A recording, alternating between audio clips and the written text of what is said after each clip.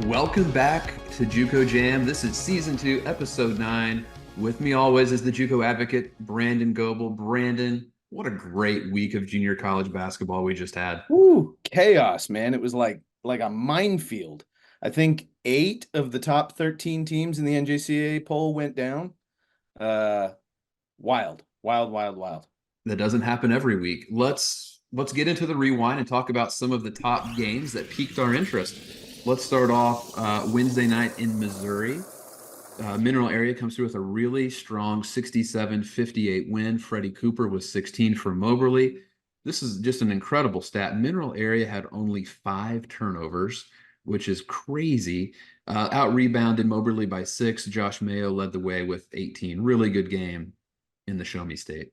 Yeah, and that defense, we talked about it last week. We're probably going to keep talking about it week to week. That is not a team that I would like to see in my first game in Hutchinson because, the teams show up and maybe they're cold shooting right out of the gate or, whatever, different environment, the bright lights come on, but man, you know what travels? Defense. And Always. they're gonna have that team amped up ready to go. And Moberly putting up 58 is like an 88, against Mineral Area. So I thought Moberly played pretty well. I mean, Mineral Area just right now is the buzzsaw.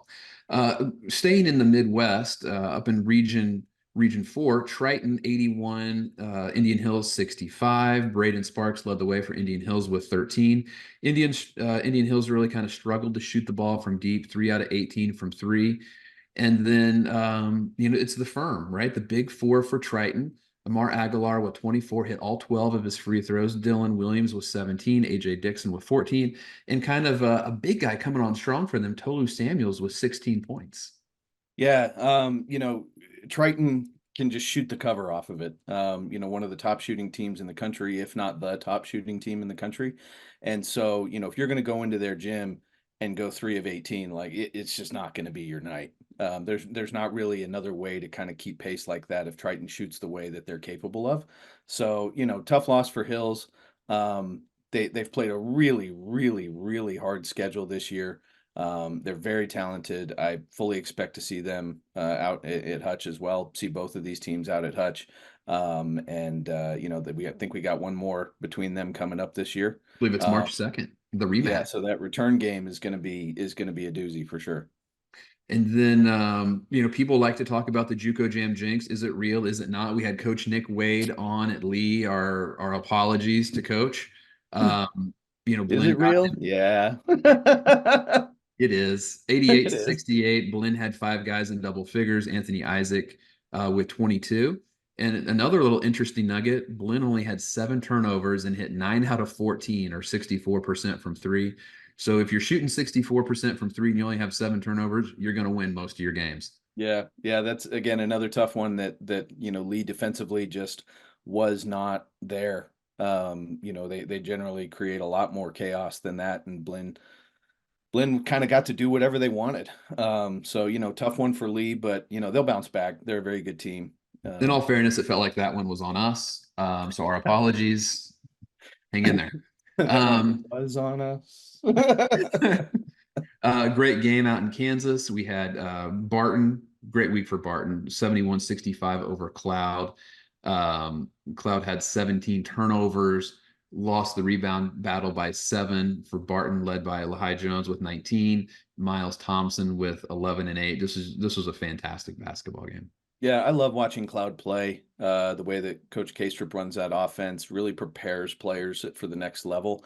Anytime I'm talking to coaches about players coming from his team, I'm talking about, them being maybe better prepared than some other places. Big kudos to Barton for kind of, really, really game planning ahead for that one. Creating 17 turnovers against a team that executes as well as Cloud is really hard to do. And that was really kind of the main thing. Obviously winning the glass is a big help, but that 17 turnovers was the story from that one. And then we had round 2 of the clash in the Panhandle between Northwest Florida and Chipola. Northwest Florida wins 67-56. This means that the road team has incredibly won the first two games of the series. Rashid Jones with 26, Tawan Simpkins with 22. Chipola actually out rebounded Northwest by 15. However, they just really couldn't throw it in the ocean from the beach. 20 for 65 from the field, which is 31%, 3 of 16 from three, which is only 19%. And then both teams celebrated by losing on Saturday night. So tough week in the Panhandle, not a lot of easy nights, but this was a good win from Northwest Florida early in the week. Pretty darn rare that a Donnie Tyndall team wins the glass battle by 15 and kind of gets their doors blown off a little bit. 11-point win for Northwest Florida at Chipola is significant. But like you said, both teams then kind of backed it up Saturday and couldn't get it done. So Panhandle, tough as it gets. Both teams very good. Both teams, again, are teams that we expect to see in Hutch, barring something crazy. So, but who knows? Like honestly, the rest of that Panhandle is chomping at their heels, and And the thing about Florida, only three teams get to go, yeah, right? So there's going to be some really good, at least two really good teams that are going to be nationally ranked who aren't going to make it to the national tournament. I mean, at this Uh, point, there's a good chance that one of those guys doesn't make it. Right? They're so guys, they're teams that we expect to see, but very likely could lose one of them. So as we speak right now, Florida, I believe, is the only state that has their own poll. And right Yeah, now in the Florida poll, it's Daytona, Eastern Florida. No, no, yes, Daytona, Eastern Florida, and then tied for third is Florida Southwest and Northwest. So it would be hard to imagine, but it could happen where there may not be a Panhandle team in the national tournament. wild, It's hard wild. to it's hard to imagine that. There's so many Um, good teams this year. I mean, like we'll talk about South Plains here in a second, and you know, by far and away showing that they're the number one team in the country so far.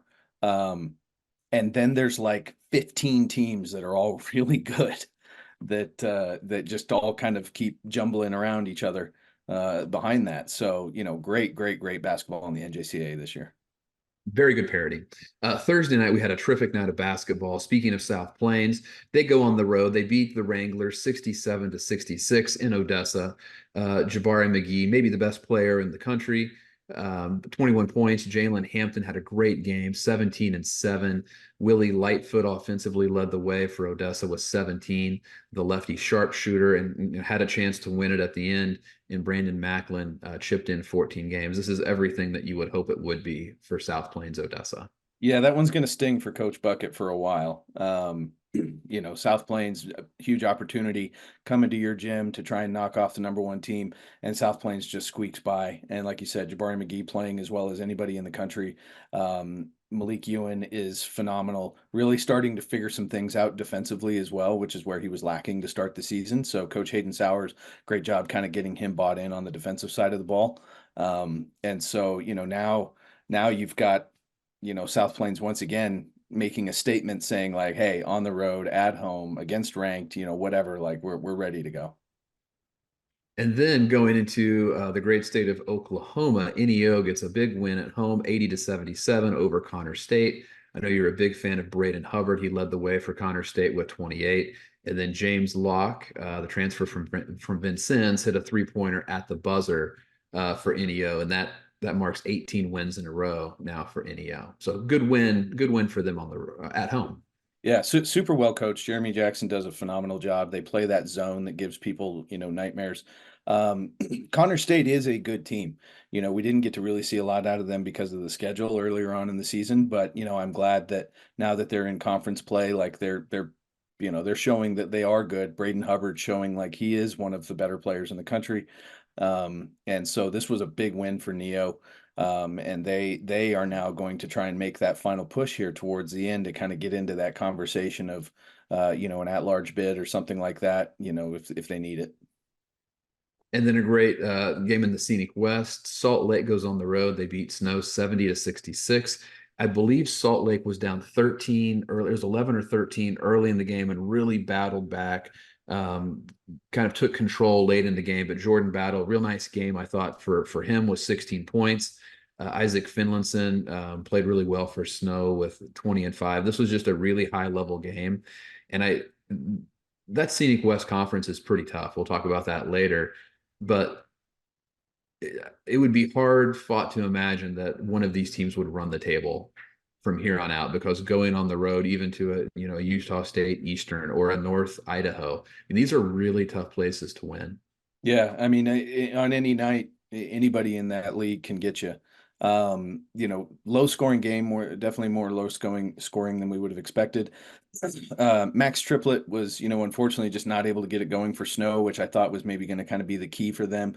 If he could get going, they doubled the heck out of him. They did a really good job of getting him in some foul trouble. Just different things like that to try and kind of disrupt Snow's plan there. And Salt Lake squeaks a tough one out on the road. And then Saturday at the 4 p.m. Eastern time slot, we had two just amazing games going on simultaneously. That was a mandatory multiple screen Saturday, but Daytona State big overtime win over Florida Southwest 109-106. Florida Southwest played without arguably their best player in Tyrone Baker, 6'10", who was sick. But Des Lindsey really stepped up. I thought he had just a great game, 38 and 13. 5 assists as well. AJ Hopkins with 23, Cole Franklin with 14. And Florida Southwest continues to really shoot the ball well from three, hit 15 out of 23 or 65%. But Daytona State, they have their own guys that are pretty good. Josue Grion, 25 and 10. Kylan Green with 23. Victor Panov, which I thought may have been the key to the game for Daytona State, had maybe his best game of the year with 18 and 10. And Daytona State, the Falcons, led by Coach Joey Cantons, 15 out of 29 from three, another game where they shoot above 50%. I mean, this was an amazing game. This is like a five-star game. 15 out of 29 from three, and you're right there at the end, is says something about how well Florida Southwestern was playing. But I believe what did we decide on? Josue or the highway? Is that the When you go to Daytona, you can have it Josue. That's right. That's right. When you go to Daytona, you can have it Josue. Josue with the game winner on that one. And Daytona hangs on. Florida, man. Florida's going to be a wild, wild It finish. felt like a Final Four caliber game. Yeah, 100%. And I mean, just again, Division I players all over the dang floor, for both of those teams. Both really, really, really well coached. Um, Gosh, I just can't get over how good this 5-6 team grouping from Florida is, and we're only going to get to see a few of them in Kansas. I know, and let's say theoretically, right, that Florida Southwest does not make it to the national tournament. That is a team that, if they were in the national tournament, would be probably one of the top five most likely teams to win the whole thing. Like they're that good. To your point, they're loaded. They are legitimately 8 players deep that are major Division I players, not like fringe Division I players. These are legitimate dudes that both teams have. And this game was not to be outdone by the other 4 p.m. Eastern slot game, which was Barton 75 at Cali 73. Cali handed Barton their only loss in the Jayhawk early in the year, so this is a little bit of a bounce back revenge game for the Cougars. Lahai Jones was 17 and 13. Miles Thompson with 10 and 8. For Cali, Arzante Dallas with 20. Corey Thomas, 9 points, 17 rebounds, and made I think one of the most spectacular passes of the year. We threw the little oop to, I believe it was Avante Nichols. But I mean, these are two teams that are also Final Four caliber type teams, and I don't think either of us would be surprised if they were in the Final Four at Hutch. Yeah, the either one of these teams could make a definite run, and honestly, like when it comes time to kind of start having that discussion, you say, who's going to be in that Elite Eight Final Four discussion? There's no way that we're not talking about both of these squads. They have phenomenal players. They are diverse. They can kind of get scoring from all over the place. Corey Thomas has really, really started to step up and take off. Hitting the glass like that is hugely important when you're trying to make a national tournament run. You need a guy that you can rely on for that, and they've got him. So, big win for Coach Coombs and Barton. Cali's going to be just fine. Really excited to kind of see how these teams now finish out the rest of the Jayhawk Conference.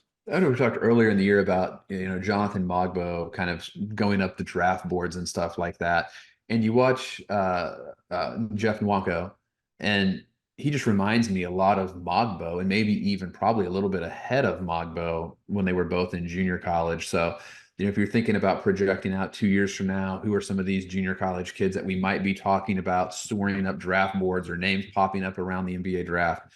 Keep your eye on him. I don't think we've heard his name for the last time. So that concludes the rewind. Brandon, let's just jump right into the rundown. We've got a terrific slate of games this week. We're going to start in the Whack Jack, which is Western Texas. South Plains at Midland. Midland dropped a few here and there. They got Luke Davis now on the inside. Maybe that solidifies the interior. Talk South Plains Midland for the viewers. Yeah, big opportunity for Midland to get the upset, but they're kind of you're kind of getting to that point here now in the season where uh it's less focused on, can we get into the at-large discussion, more focused on we gotta clean things up, make sure that we're in that, whack-jack tournament.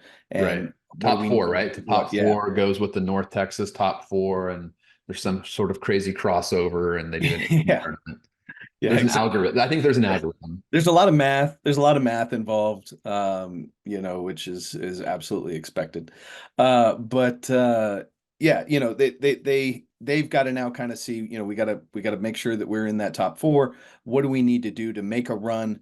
And for South Plains, it's just you can't take your foot off the gas. There's all these, cliches and whatever, where if you lose one, we needed to lose one to feel what it's like to get punched in the mouth. Hayden Sowers ain't trying to lose anything. Hayden Sowers is trying to go to Steve Green this thing and have an undefeated season. So, I think he does a very good job of motivating his guys. I don't expect any sort of letdown at all out of them coming into this one. And if you're a junior college basketball fan, um, North Dakota State College Science versus Dawson and Glendive, Montana. This is much must-watch basketball. This is a great rivalry that probably doesn't get the attention that it deserves. I know you're really big on the big guy at NDSCS. Yep. And that place is going to be packed and loud. It's actually a really great environment. These are two good teams. North Dakota Sciences, for sure, is not a team that I'd like to see in Hutch. Dawson has been there before. Coach Peterson does a great job there.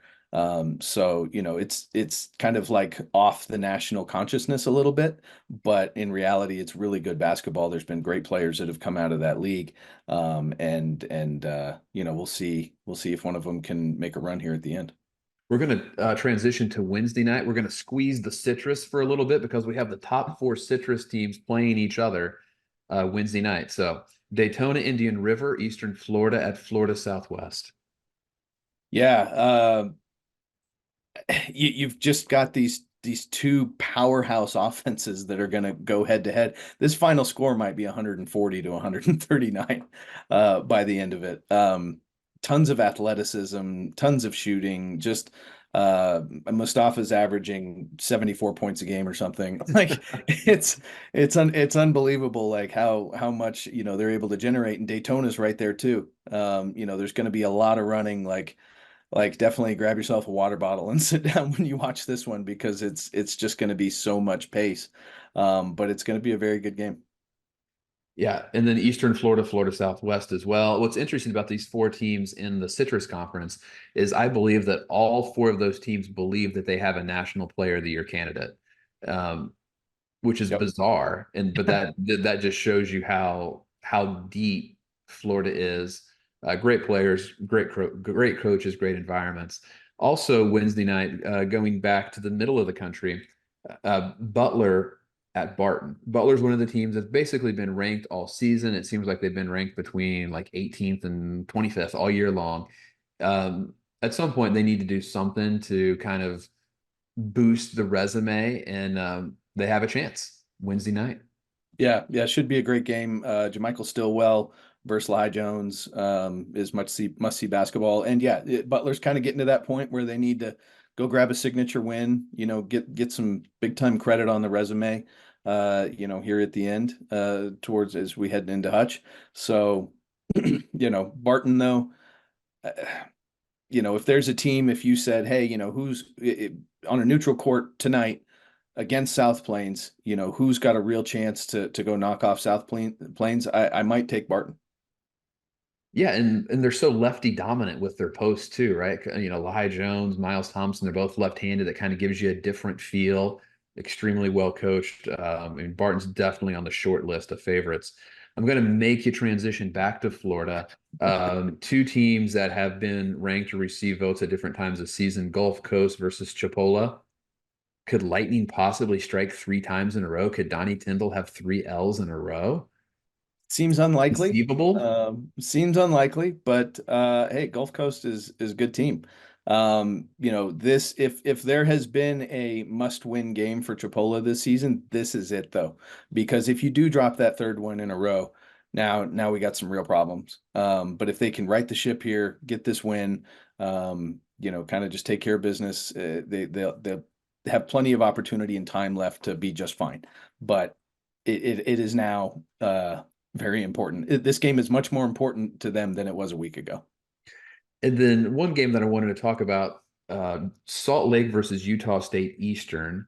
Utah State Eastern, led by Martell Williams, went into Salt Lake and got a win early in the season. Now people are coming into Utah State Eastern on this lap around the conference that they do. So Eastern has Salt Lake on Wednesday, Snow on Saturday. Can Eastern beat one of these two teams or both of these teams at home this week? The interesting thing about Eastern is for whatever reason this year, they have the ability to beat some of the best teams in the country, and they have the ability to lose by 40. It was the It's best of times. It was the it worst was of the worst times. of times. Martell Williams is a stud. I love him as a player. Salt Lake is loaded though, but hey, you know what? Bill Evans knows how to coach basketball. He's been doing it for a while. Yeah. So if You anybody's gotta you gotta attack that zone, right? That matchup zone that oh, everybody all the coaches talk about it. yep. Thursday we go back to the Whack Jack. We got some top competition: Midland, Odessa, New Mexico, South Plains. What are you most excited about Thursday night in the Whack Jack? If you that South Plains Odessa game was fantastic, and it was, if you were to put a line on it, it would have been like a 3 point, or 2.5 point South Plains favorite, right? New Mexico though is kind of the game that I circle this week as far as like upset alert in this game. They are talented, they are big. They have, a lot of post presence. They've got some guards that can really get hot from outside. South Plains has to be really geared up for this one. And, we talked about the Midland game on Monday. Again, can't look past Midland to this New Mexico game, but they know that this New Mexico game is really kind of the one that could come and get them. So got to get through Midland first, and then if they get to this game, this should be a good one. And then I'll give you two games here on Saturday: Triton Highland, Cloud Hutch. Out of those two matchups, which one excites you the most? I just like the chaos of having Cloud against Hutch and Right. and trying to figure out what's going on. Like Uh, putting one hand into boiling water and then one hand into freezing water. right, That yeah. is probably Cloud Hutch. Yeah, yeah. If you want to just see some wild basketball, just tune into that game. It's going to be a lot of fun. And then we have a great clash in Region 14. There's a whole other side of Texas where they play basketball as well, and that's Panola versus Trinity Valley. Yeah. Once again, these are teams that have been ranked all year long. They've been top 15 teams all year long, maybe a little bit out of the spotlight, but these are two really good teams that both will have something to say about the national tournament in March. Yeah, Panola, we'll see later today, with the NJCA rankings, but Panola should be shooting up those rankings with, 8 teams in front of them in the top 13 all losing. So Panola's, probably going to be a major benefactor of Right that. place, right time, right? Yeah, right. Sometimes. Exactly. So Not that they're not deserving of it, but right, sometimes the right. sequence of wins and losses happen, maybe me more than they should. For sure. And Trinity Valley dropped one earlier here, so they're trying to right the ship. But Panola, like I said, probably going to be the benefactor of some of those losses in front of them. And so now, like, Panola knows, looking at this setup that's about to happen in front of them, um, they can really make a run at being, a top 5, 6 team in the country, and try and close that out here. So got to get through Trinity Valley though, which is going to be tough. No easy task. And we're gonna close this segment out. Snow versus Utah State Eastern. We've talked about Utah State Eastern. They play that zone that might be a little bit quirky. Snow has the shooters probably to attack the zone, and they got Max Triplet inside. What are your thoughts on this game? Yeah, attacking that zone is never easy, but they have the pieces that you have to have a chance at it. Whether that's shooting over that zone or creating that space to get Max the ball and really kind of pulling that defense back and forth and finding in. He's such a smart player and such a good passer. He can find those open shooters too when he's got the ball inside. So they have the pieces. But you don't see this kind of zone very often. Now, fortunately, they've seen Coach Evans enough to kind of know what to do, and they are older, more experienced players in a lot of cases there with Snow, so they should be fully prepared for it. But hey, always a tough game. Believe it or not, we made it through the rundown. Stay with us when we return. We're going to get into the spotlight. We are super excited to have Coach Brian Burns from Triton with us. Thank you.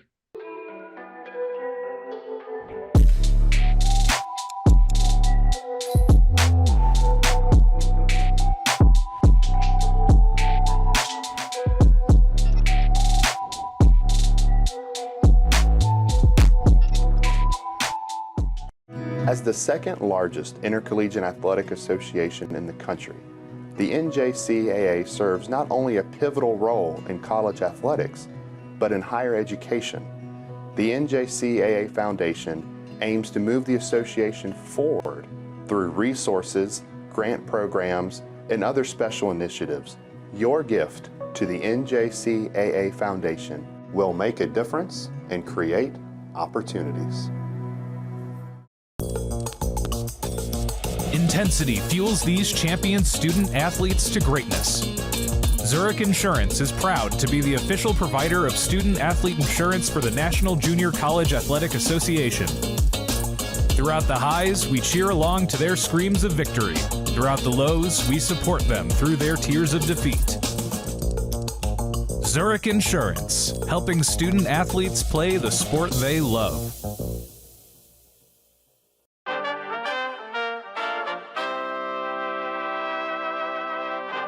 Welcome back to JUCO Jam. I'm Nick Nielsen along with Brandon Goebel. We're honored today to have head coach Brian Burns from the Triton Trojans. The Tritons are rising up the NJCAA and media poll. Coach, thank you so much for joining us here this afternoon. Yeah, appreciate you guys having me. Absolutely. So I'm going to kind of set you up a little bit to get the audience up to date on kind of where Triton is. 21-1. 8-0 versus teams that have been ranked or receiving votes at some point during the season.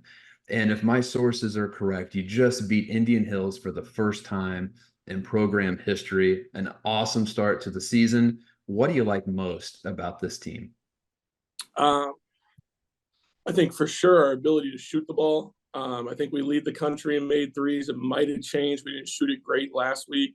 But we were leading the country in made threes, and we were like second in percentage before Indian Hills. So their ability to shoot, having skilled guys, has been awesome. Makes it easy to coach on offense. And then the Indian Hills game was great for us just because I think we showed some toughness. I think we showed we can guard. I think we showed we can sit down and rebound. So they're doing everything we ask, and they keep getting better day by day. And it's a great group to be around every day. I want you to talk a little bit about your thoughts around scheduling. You guys have put together a really difficult schedule. You're not going to have any non-NJCAA games on the schedule. As I mentioned, 8 wins against teams that have ranked or received votes. That's tied for the most in the country. What are your thoughts around the importance of playing a high-level schedule? I think with us, it's kind of been the same. Like, our region is just okay. I think it's better this year. So we have to go find marquee games out of our region. Whether it's, Indian Hills twice, we played Logan the last 3 years, Southeastern twice, we have to go find those marquee games out of our region.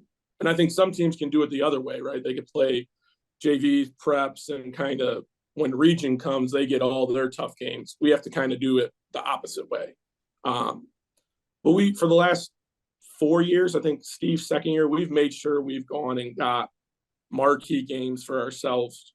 And you just have to do that in JUCO. And the partnership between Illinois and Iowa has been great, home and home with Hills and home with Southeastern. And, those are great programs. So we have to go make sure we add those tough games outside of our region. You're a hot name in coaching, right? Since you've been at Triton, the Tritons, keep taking things to a higher and higher level. What do you enjoy the most about coaching at the junior college level? I love finding the guys that, they come to you with nothing. And in that 1 year, everything changes, whether it's their own development, whether they were under recruited. But I love that aspect. And we've had a bunch of guys that didn't have anything and then they've kind of blown up. And I love being a part of that journey for them. And, those kids that under recruited, underrated, no one knows about, finding them and then helping them get to their next spot. That's my favorite thing about junior college.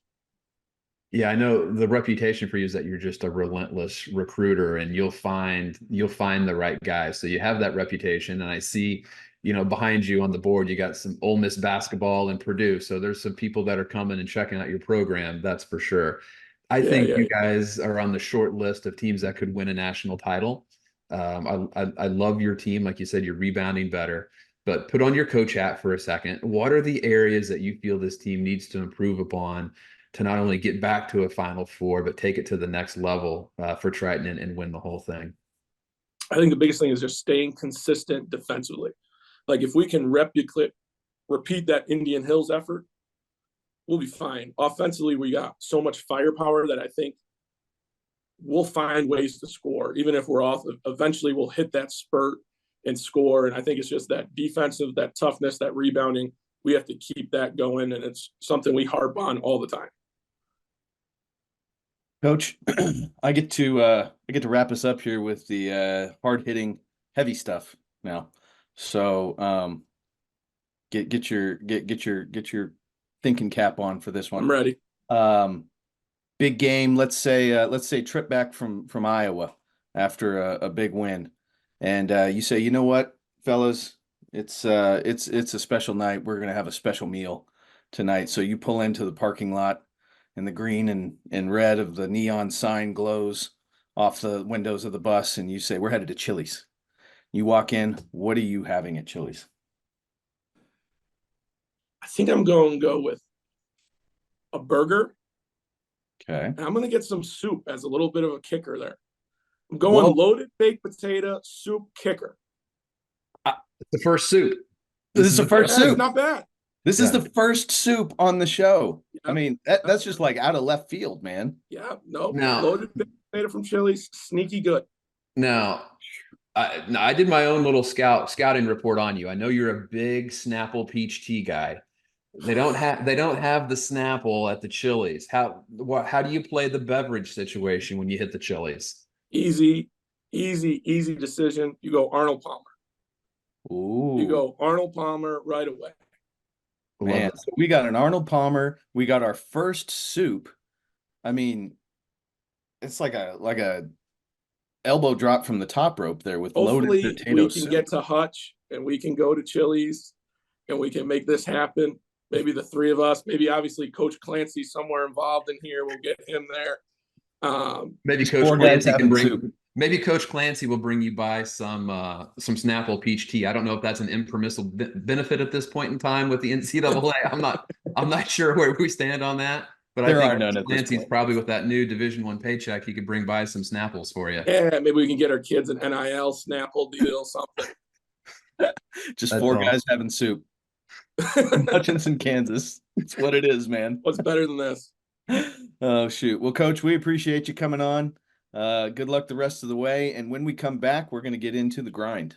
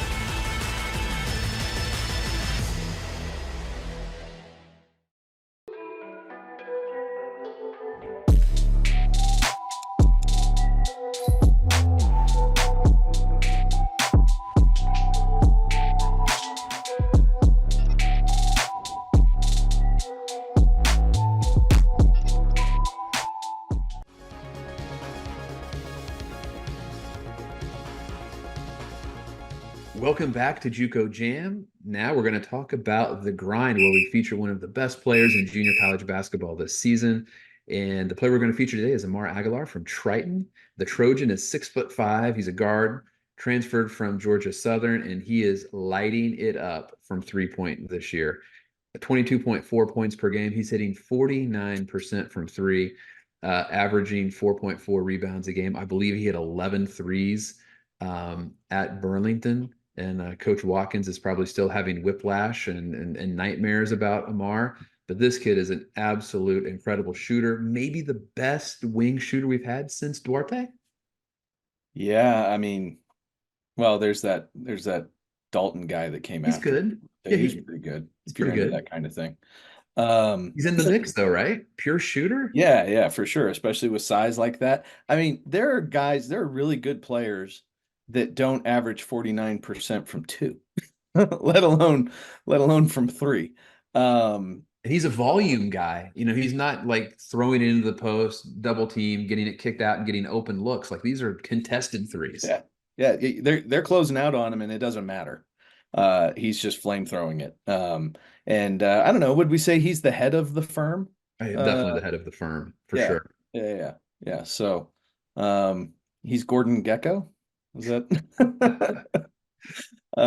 But yeah, just phenomenal player. And the other interesting thing about him, as good as he is and everything, his game translates in a way that all those other good players around him are getting their shots too. It's not like I just am ball dominant on everything and you guys get yours whenever there's an opportunity for you. Like he's making sure that his teammates are getting the looks that they need to, and they're also executing, and that just makes Triton super dangerous. What is his recruitment ceiling the way that you see it now? Or is this somebody who's really going to like climb up the charts or in the minds of Power Five Division I conference players as we kind of go It's down through the starting. process? Yeah, it's starting now. We're starting to see it. The calls are happening more. They're like this time of year, coaches are kind of starting to figure out what they need or what they want to get into. Portal's opening here in about 4 weeks, 4.5 weeks. And so, the teams that are going to make a push at some of these JUCO kids are, I'm like, where have you guys been for the last 3-4 months? But whatever, better late than never. His stuff's starting to really pop. A lot of people going to games to see him in person and coming away, offering him a scholarship. Great. We're going to transition to the show where we talk about one of the former junior college stars who's doing great at the Division I level, Malavai Leon. At Bradley, he was a superstar at Mineral Area, 6'9", 210, graduate student from the Netherlands, averaging 14 and 7. He's been in double figures for 6 straight games, and maybe the best part of his game is just his defensive ability. But talk a little bit about Malavai. Yeah, he's from the Netherlands. We talked about him a lot when he was in junior college. We've talked about him then here on the show since he's been at Bradley. And he just keeps getting better and keeps helping them win games. He's going to have a really, really long pro career. At what level remains to be seen, because that's the kind of kid that maybe goes back to Europe straight after college, and then in a couple years we see him in the NBA. He's just such a unique player. I think he got to 1,000 points now at Bradley. He's only the second player at Bradley, I believe, to have 100 blocks and 100 steals.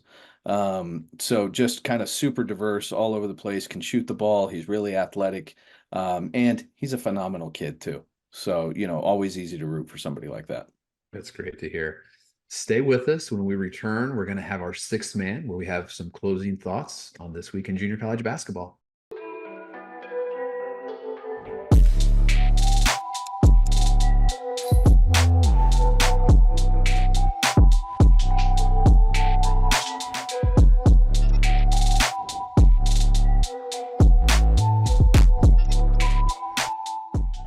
As the second largest intercollegiate athletic association in the country, the NJCAA serves not only a pivotal role in college athletics, but in higher education. The NJCAA Foundation aims to move the association forward through resources, grant programs, and other special initiatives Your gift to the NJCAA Foundation will make a difference and create opportunities.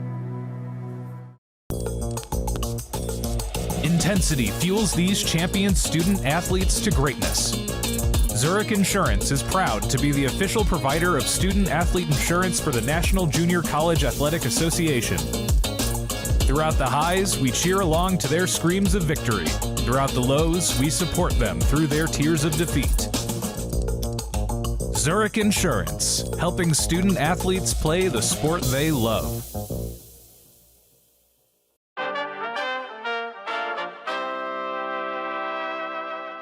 Welcome back to JUCO Jam. We're going to get into the sixth man. Brandon, today I want to talk about one of my favorite subjects in basketball, the free throw line. I knew that's where you were going with that.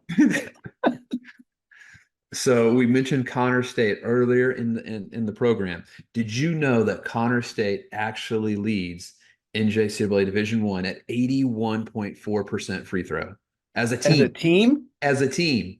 So it doesn't matter if you're playing preps or JV, which they do plenty of. The free throws are not guarded against anyone, right? And they're hitting 81.4% as a team, which is incredible. That's obnoxious. Yeah. And so you're probably thinking, I know what you're thinking. Well, out of the teams that are currently ranked, who is the best shooting free throw team? So I looked that up for you because I knew you'd want to know. Daytona State at 74.4% as a team. That's incredible. 3 out of 4. So then it got me thinking, who is the best free throw shooter in the country? One would naturally jump to that next question. Yeah. Right. So I initially thought, well, it has to be Riley Parker. But then he missed 2 free throws this week somehow against Eastern Arizona. And I thought he would be a shoo-in to win the first annual JUCO Jam free throw shooting contest. Sedquavius Hunter from Pearl River, 42 out of 43, 97.7%. That's unbelievable. That's video game like. So Connor State. I just want to ask, what happened on the one he missed? Coach Oni, we need a video. Was it a lane violation? Like, what actually happened? But somebody had a laser pointer in his eye. We got to figure out what happened here with Sedquavius. 42 out of 43. I'm going to round up. I'm going to give him 98. That's incredible. And that shows that this is a kid that's probably getting into the gym and doing his work when nobody else is around. So great job to Connor State. Great job, Daytona State. Let's see if you can top that with your sixth man. Well, you know, I think I got you beat. I think I got you beat because this week, a JUCO legend, former New Mexico Junior College Thunderbird, Kenrich Williams, had his number retired at TCU. Pretty flippin' cool. I can't imagine there are very many JUCO guys that have their numbers retired at the Division I level because there aren't very many guys that have their number retired at the Division I level. So, you know, big shout out to Kenny Hustle, still with the Oklahoma City Thunder. You know, he went undrafted out of college. He was under recruited out of high school, and that dude's still going. And so big ups to him for getting that number retired. I actually texted his former junior college head coach, James Miller, who's now at Mississippi State, just said, hey, tell me a little something that you want to say about Kenrich. So I got that here. He said when Kenrich was at New Mexico Junior College, he was the ultimate warrior, competitor, and teammate. He came to us as a kid who had 1 Division III and 1 Division II offer and left after a year as a qualifier with multiple Big 12 offers.